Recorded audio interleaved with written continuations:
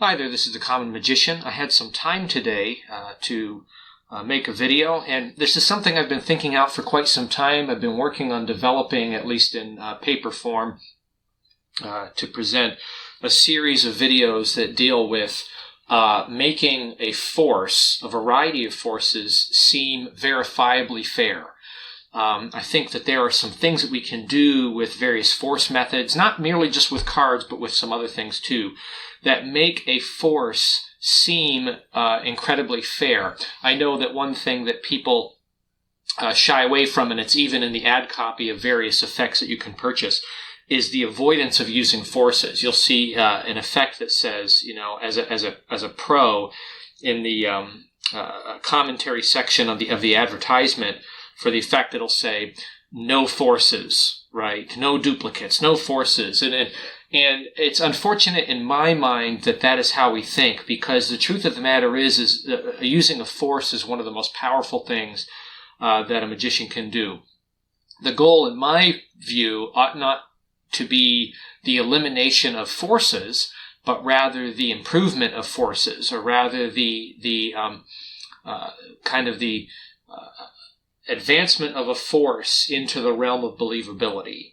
That we ought to be able to take the forces that we use and make them appear very fair. So, working on that series, I was thinking about what I'm going to present to you here. I've kind of excised this idea out of that series, and we may circle back around to this if I ever get around to making that. But this is, some of you I think are going to really like this, and some of you probably won't, and that's okay. I would like to show you this effect, but I don't think I can. I think I need to explain it. And I'm calling this video the last ACAAN that I'll ever present, right? This is the last ACAAN video that I will ever make, but probably not really. Okay, I'm just saying that. I'm sure I'll do this again, but this is really kind of the end of my thought process on the concept of any card at any number, or the Burglas effect, or however you want to portray it, the Holy Grail, right?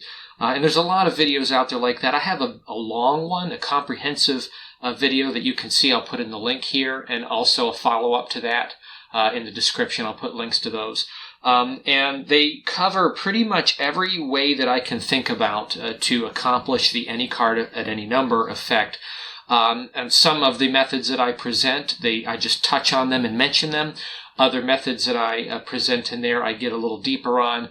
But I talk about just about every manner that I know of to accomplish the effect, and I think it's pretty comprehensive. I think I pretty much hit, at least at some level, even if very shallow, at a very shallow level, I think I pretty much hit them all, ways to accomplish the effect.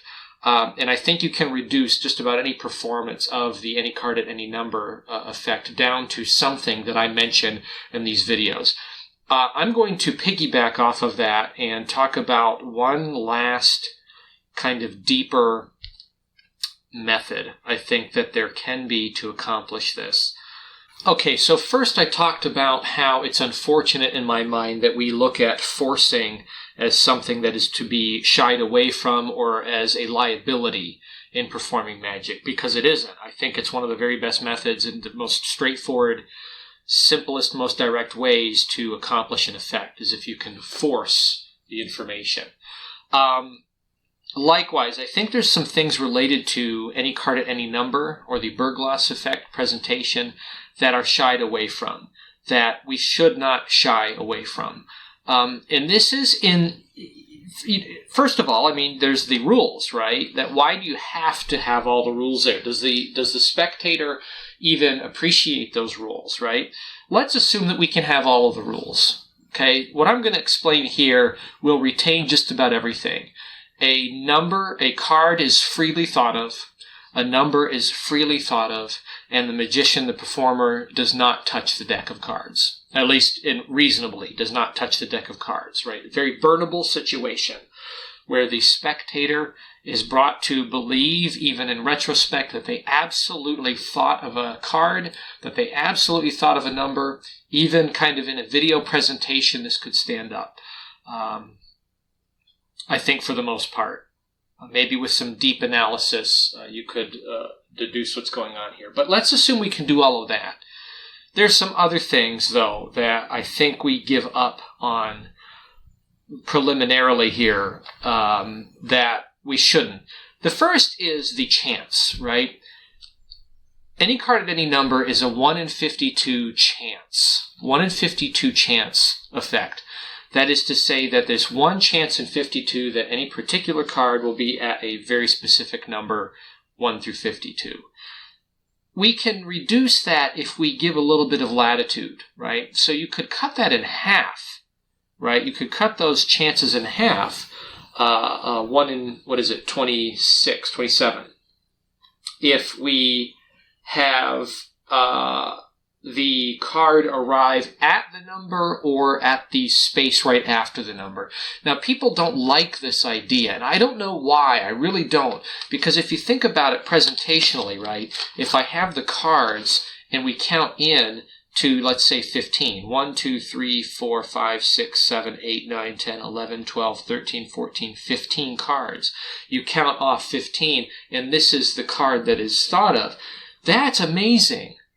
Right? It's a spelling effect. It's no different than any one of those. I don't think we should shy away from that. So, first of all, we can cut the odds in half if we just get over ourselves and allow that possibility. All right? So that's the first thing. The second thing I want to posit here is the use of jokers. And a number of different people have talked about this related to various kinds of counting effects or card at number effects.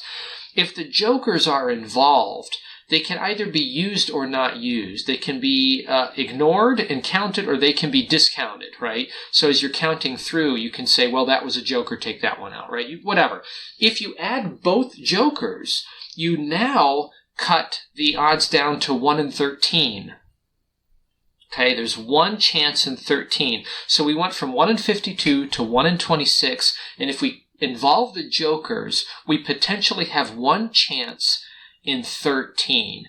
So we're already at a place where if we present in the right way and we ask someone, name a card, name a number, we have one chance in 13 that we can identify it inside of the deck, either by including the jokers, removing the jokers, stopping at the exact number, or being one shy of it, right? Counting off so many cards and then there is their card. So do you understand what I'm getting at here? If we have a presentation, this is without doing any sleights at all. This is just by using a stack that is known and the involvement of jokers, we can get down to 1 to 13. So here's how I think about this. If we put the jokers on top, so we have a stack, you have to have a memorized stack. And this is the one element that I briefly touch upon in my comprehensive video. I talk about using a stack, but I don't really get into it. I mention a few marketed effects that use stacks, but without kind of divulging what they do and without getting into that. I don't do a lot of memorized deck work. But if you have a memorized stack, there might be a sleightless way, right? Without having to shift cards, without having to perform any kind of sleight, without having to really touch the cards in any way, there might be a way that we can reduce at least down to one chance in 13, just by having the jokers sit on top. So it looks like this, and this is not the end. I'm going to go a lot further in this. We're going to get dead on here by the end of this, okay? So hang in there with me on this idea. If we have the jokers on the top, we could get within a 4-card range. So let's say that we have a card. So in this deck, I know that the Queen of Diamonds is 25. Okay, so in my stack, Queen of Diamonds is the 25th card. That is without the jokers. If I put the jokers in there, I can actually get down to the spectator choosing 24, 25, 26, or 27. Okay, so 24 through 27, one before or two after. All right, I can get into that range. So if I say, name a card, and they name a card, and let's say they name the Queen of Diamonds, I need them to pick 24 through 27, 24, 25, 26, or 27. And without doing any sleights, I can get there. So the way that would look is if I took the cards out, right, let's say it's 24 or 25, right, as I take the cards out, I leave the jokers behind, right? And I can say, put out your hand, take those, and I can even, dump these out just so you can see, that we're not including the jokers. You could even make a passing comment about it, right? If they pick, and in this case, 24 would be one shy, right? 1, 2, 3, 4, 5, 6, 7, 8, 9, 10, 11, 12, 13, 14, 15, 16, 17, 18, 19, 20, 21, 22, 23, 24, right? And I say 24 cards, I get that out of the way, and there's their card. Or it would be 25. If I have the jokers on and I count in this way, I take the cards out, give them a spread, right? Or I have them spread the cards out and I have them count in this way without doing the face up thing, right? By the way, if I eliminate the jokers, I could have them count face up. Honestly, if I had the jokers in there, I could have them count face up, if you just ignore that fact. But let's say we spread, and I have them count up to 26, right? 1, 2, 3, 4, 5, 6, 7, 8, 9, 10, 11, 12, 13, 14, 15, 16, 17, 18, 19, 20, 21, 22, 23, 24, 25, 26. We now have the Queen of Diamonds at that cut point. Or, if they said 27, it would be dead on. So just by including the jokers on the top, presentationally, we can get there. Now, can I show the cards? Sure I can, right? Let's say I have the jokers included, and we do 20, let's say 26. 1, 2, 3, 4, 5, 6, 7, 8, 9, 10, 11, 12, 13, 14, 15, 16, 17, 18, 19, 20, 21, 22, 23, 24, 25, 26. I say, here we are, this is your cut point. Right? Instead of saying this is your card, I say this is where we're cutting to, the number you selected, 26 cards, and you could have picked anything, right? You could have picked any card, you could have picked any cut point. I pick up these cards and I throw them on top over here. And as I'm saying, you could have thought of any card. I can do this, right? And it doesn't matter that the jokers are in there. It doesn't even matter that they're together. It's a throwaway issue. It's not relevant. The cards are obviously shuffled. There's no order to these, yet, bang, that's where they're at. And also with the jokers in there, I can get back to my stack. All I need to do is place their card back on the bottom, and then I cut my jokers to the top, and then I'm back to normal again, so I'm reset. So you understand how the jokers can get you down.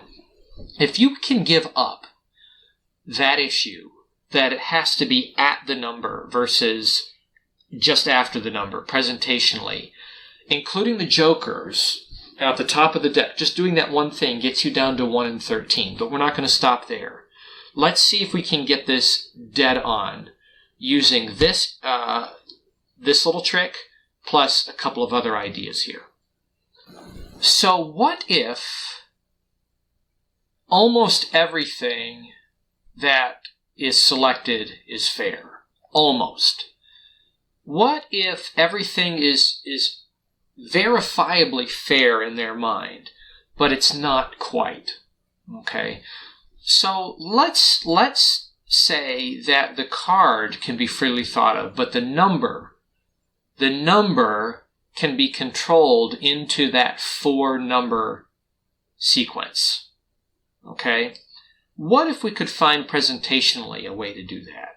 And this is where I was going on this other video series. This is one of the elements that I was thinking of, is the mixing up of what are verifiably free selections with things that are forces, and mixing them up such that you can't really identify where the force is at. This is part of how a good equivoque presentation works, right? Where you have maybe one level of equivoque and then you deal with the rest of it with multiple outs. So maybe if you ask 5 questions and the first one is equivoque and it eliminates half of the possibilities, and then the next few questions are fair, right? And maybe they even fall in track with the line of equivoque. So if in the equivoque, the first question, you're eliminating half, and then in the next series of questions, you're only eliminating, so everything looks completely fair, that's really undetectable. There's no way to see through that and identify that a control has been made down to a small group of multiple outs. We're going to try to do that here, but the way we're going to do it is we're going to make the selection of the card and the selection of the number look the same, or look very similar. So here's my presentational idea, and again, some of you may hate this and just not going to be worth your time, But I think that this is a slightless way to get to a perfect any card at any number presentation where everything is apparently thought of freely. The performer does not touch the cards reasonably, and everything can be shown in the end. Okay, so again, we're dealing with the memorized stack. You have to have a stack deck that you know, card for position. So when a card is finally named, you have to know where it is in the deck. So you have to have that. But we're not going to do a shift. We're going to leave everything where it's at. The only thing we need to do is have the two jokers sitting on top inside the box. Okay, so let's say that we have them select a card. All right.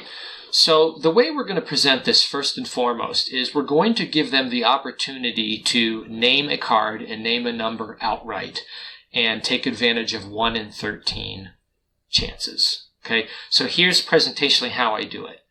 I would say, this is untested, by the way. I'm going to be honest, right? I'm presenting this to you because I'm not running in circles. Go ahead and try this on someone. You might even be able to do this online, right? So over Zoom or Google Meet or something like that, have a deck of cards sitting there and do this questioning and very fairly handle everything. Maybe you can try that. So here's presentationally what I do. I'd say there are choices that we make that are intuitive. We make them mindlessly. For example, if I ask you to make a mindless choice just intuitively, very quickly, I say think of a card and name it. Right? Let's say they say 3 of spades. Okay? So they say 3 of spades. And then I say very quickly, mindlessly, there's 1 in 52 cards in the deck. Go ahead and name one. Right? And they say 13. Okay? So 3 of spades, 13. I could say one of two things. I could go with that if that fits my stack, or I could pivot. Right? So in my stack, the 3 of spades is number 8. That's number 8 in my stack. If they say 13, I'm not within the 4-card range, but I had a 1 in 13 chance of hitting that. Okay, of being in the ballpark. So what I do is I say, now look, these were intuitive choices. These were mindless choices. Now what you don't know is that 3 is a very commonly selected number, and spades is one of the most popular suits, right? People often go to the spades. Also 13, right? The unlucky number. There's a reduction here that magicians are aware of. And even though you made these choices freely, they were mindless. I want you to make some choices that are not mindless, but are custom. They are meticulous. That you have real control over what you're saying. So let's go through this process very quickly. So what I've done is I've already had an opportunity to be pretty close bang on using one of the presentational reveals that I just talked about. And if they're outside of that realm, then you pivot. And this is the pivot. Let's think about this more meticulously. Let's think about this very generally, and we're going to, through a process of elimination, we're going to eliminate options until we get down to something that is uniquely a well thought out decision. So we have black and red cards in a deck of cards. Black and red. Very general. Which ones do you want to eliminate, the black or the red? They say the black. Okay, so great, we're going to go with red cards. Now, in the red cards, can you name the red suits for me very quickly? And they say hearts, diamonds. You say, fine, hearts or diamonds. Which ones do you want to eliminate? What do you want to get rid of? They say the hearts. Say, fine. So we have red cards, we have diamonds, right? We're going to go with a diamond. So in the diamonds, we have 13 cards. There's number cards and picture cards. Which ones do you want to eliminate? What do you want to get rid of? The number cards or the picture cards? Let's say they say the picture cards. Fine. We'll get rid of the picture cards. So that leaves us with number cards. You have 1 through 10, ace through 10. We have odds and evens in there. Which ones do you want to eliminate, the odd diamonds or the even diamonds? They say the odd ones. Fine. That leaves us with the even diamonds. That's what? 2, 4, 6, 8, 10. 2, 4, 6, 8, 10 of diamonds. In those, which one do you settle on? Which one do you gravitate towards? Which one do you want to select? The 2, the 4, the 6, 8, or the 10 of diamonds? They might say the 10 of diamonds. Okay, so they've selected the 10 of diamonds at this point, and you can just say, again, this was totally free. It was meticulous. You made all the decisions you could. If you had made one of those decisions differently and eliminated something else, you would have arrived somewhere else. But you arrived at the 10 of diamonds. Okay, now here's where we get into the equivoque. We're going to select a number. This is the explanation. We're going to have the spectator select a number, but we want them to select the number where the 10 of diamonds is at, or within that 4-card range for our reveal. Okay, so at the very end, they're going to have an option to select from 4 cards that are a range of 4 numbers that will be totally fair to them, right? And presentationally, this is going to come out really clean. But we need to get them down there. So in my stack, the 10 of diamonds is actually number 19. So I need to get them down to 18, 19, 20, or 21. 18, 19, 20, or 21. So this is kind of right near the middle of the deck. Now here's how I deal with it. I want to eliminate half of the cards and get close. There is an equivoque principle in Magic, which is a reductive choice that deals with cards in a spread. And the way it works is like this. If you have cards spread out and you have someone point to a position, you can, as the performer, eliminate cards on either side of that position.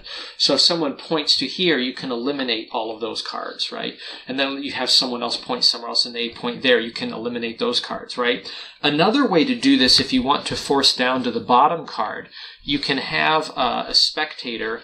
You can spread towards them and say, go ahead and take some of those away, right? And then you take the balance, they take some away, then you take the balance and you spread them towards somebody else, right? And you say, go ahead, take some away. And gradually you're going to get down to here. And if you get down to just, 3 cards or 4 cards, you can do an equivocate choice at that point and get down to the one that you want. I firmly believe that anything that you can do physically, you can do mentally as well. So what we're going to do is a mental variation of that idea. We're going to narrow down the deck using some questions, some options here to have the spectator designate where we're going to cut and remove from. Now, we've already established that we are using a process of elimination.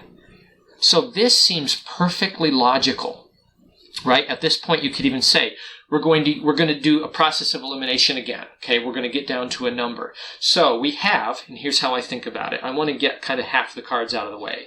Again, we're shooting for 18, 19, 20, or 21. 18 is the real point if we don't have the jokers for the 10 of diamonds. So I say, rather 19. 18, 19, 20, 21, 19 is the actual spot. So I'm going to say, let's eliminate half of the cards. Do you want to eliminate the front half or the back half of the cards? This is an ambiguous statement, because what does that mean? What side are we looking at? Are we looking at the faces or are we looking at the backs? The front half or the back half? Just say intuitively, what do you want to do? Front half or back half? And they say the back half. You say, fine, we're going to get rid of all the higher numbers, okay, the back half of the deck. So we're dealing with all the lower numbers. Let's say just the first 30, 1 through 30-ish, very general. Okay, very general. Go ahead and name anywhere number 1 through 30. 1 through 30, just indicate a cut point. Okay, now I'm saying the word cut point because what I'm going to do right here is that if they get in that range, I can stop. I don't need to go any further. If they say 18, I'm just going to go with that. If they say 19, if they say 20 or 21, I'm going to go with any one of those, right? We've already eliminated half the deck, because they said they wanted to eliminate the back half. And by the way, you can see if they said the back half, I'd say fine. We're going to get rid of the back side of the cards. We'll deal with the front half. So these are the higher numbers, the ones that are further down, the front of the deck, right? You can explain this any way that you want to eliminate. And I can eliminate 1 through 30. I could eliminate 30 through 50. I could eliminate 1 through 20. I could eliminate, again, anywhere I can kind of just vaguely state just the largest number possible. If their number was in the teens, I would want to get down to 1 through 20. I could say, okay, we're going to eliminate the back half of the deck. That would be, say, 30 through 50, very generally. So let's just look through 1 through 20. So what I did there is I said the 30s are out through 50, and we're going to look at 1 through 20. And I'm eliminating anything from 20 through 30 just kind of carelessly and recklessly. I've got them down to that group, right? So say very vaguely, very generally, let's get rid of these, right? We're narrowing down, right? Use the language to get to the point. Okay, so we're trying to get to 18, 19, 20, 21. We've eliminated everything above 30 because I want to be able to maybe get to 21 if they name it. So I say pick a cut point. Just name a number there, 1 through 30, pick a cut point. I'm already trying to get them central, right? I say somewhere there in the middle, name a cut point. If they say right now 18, I'm going to say great. So we'll cut at 18, or that seems fair, right? You've come down to this point. We've eliminated down to that. If they say 19, I say great. If they say 20, I say great. If they say 21, I'm just going to stop there and go with that. Okay? If they name something else, let's say they say 15, I'll say fine. We'll get rid of 1 through 15. Okay? So what I'm doing is I'm eliminating anything on either side of these four. Okay? So I say we'll get rid of 1 through 15. Now the next phase could be something like this. There is a force that involves like 1 through 10 and a range or a continuum. You say 1 through 10, and I'm going to move my hand. You tell me when to stop. And it's to force something in the middle, right? So 6 or 7, 5, 6 or 7. We're going to do something very similar. I think that this is more vague if you think left and right, if you even have to go this far, right? So again, we have now, say, 15 through 30. I'm going to say, just tell me when to stop on this continuum of numbers here. And you go along, and you want them to stop you on either side, right? Not in the middle, but on either side. I want to force one side or the other, okay? And I'm going to say, when they say stop, if I'm over here, I'm going to say fine. So that puts us kind of near the beginning, right? So we're kind of around from your perspective, right, we're around, say, 18, 19, 20, 21, somewhere around there, right? If they say stop over here, say great. That puts us over here, right? So we're kind of near the beginning of this, right, from my perspective. So left to right, we're looking at around 18, 19, 20, 21. It's a vague sort of representation that gets you down to that section, right? And then you say, just one of those. Pick a cut point there, 18, 19, 20, 21. Which one do you like? Right? And they'll say anything. You say, we'll go with that. And now you're presentationally down to where you want to be. If they say 19, that's the number. So this is very clean. When you take the cards out, you're just going to retain back those two jokers. You say, go ahead, put your hand out, and then set these down there, right? And you might even just take these out and set them there so they can see, right? And say, nothing left in there, right? You make it fair. And now it will present at 19. If it was 18, then it's 1, 2, 3, 4, 5, 6, 7, 8, 9, 10, 11, 12, 13, 14, 15, 16, 17, 18. And then here's the cut point, right? Now you could have picked any one of these cards, right? You could have thought of anything. You had free choice, but you came up with 10 of diamonds at 18, right? Or if it's actually at 19, then you can display it in that way, whatever the case may be. If they pick the 20 or the 21, you're going to leave the jokers on there when you take the cards out, and you're going to spread them, okay? The card is actually at 21 right now.